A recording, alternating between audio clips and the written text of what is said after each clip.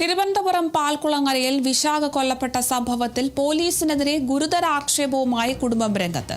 വിശാഖിനെ അപായപ്പെടുത്താൻ KAAPA case പ്രതിയായ പ്രദീപ് ശ്രമിക്കുമെന്ന് ചൂണ്ടിക്കാട്ടി വിശാഖിന്റെ അമ്മ വഞ്ചൂർ പോലീസിലും മാർച്ച് മാസത്തിൽ പോലീസ് കമ്മീഷണർക്കും പരാതി നൽകിയിരുന്നു.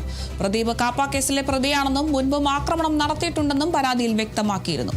താൻ ഒറ്റയ്ക്ക് കഴിയുമ്പോൾ മാരകായുധങ്ങളുമായി വന്ന് വിശാഖിനെ കൊല്ലുമെന്ന് പ്രദീപ് ഭീഷണിപ്പെടുത്തിയിരുന്നതായും പോലീസ് സംരക്ഷണം നൽകണമെന്ന് ആവശ്യപ്പെട്ടിരുന്നെങ്കിലും വഞ്ചൂർ പോലീസ് യാതൊരു നടപടിയും സ്വീകരിച്ചില്ലെന്നാണ് കുടുംബം ആരോപിക്കുന്നത്. പോലീസിന്റെ ഭാഗത്തുനിന്ന് നടപടി ഉണ്ടാക്കാത്തതിനെ തുടർന്ന് ജീവന് ഭീഷണിയുണ്ടെന്ന് ചൂണ്ടിക്കാട്ടി വിശാഖിന്റെ അമ്മ Thiruvananthapuram judicial first class magistrate കോടതിയിൽ ഏപ്രിൽ ഹർജിയും നൽകിയിരുന്നു. ഇരു കുടുംബങ്ങളും തമ്മിലുള്ള വർഷങ്ങളായി നിലനിൽക്കുന്ന തർക്കങ്ങളാണ് ഈ പ്രശ്നങ്ങൾക്ക് കാരണമായത്. അതേസമയം കൊല്ലപ്പെട്ട വിശാഖും പ്രതിയായ പ്രദീപും ക്രിമിനൽ പശ്ചാത്തലമുള്ളവരാണെന്നും പോലീസ് വ്യക്തമാക്കി.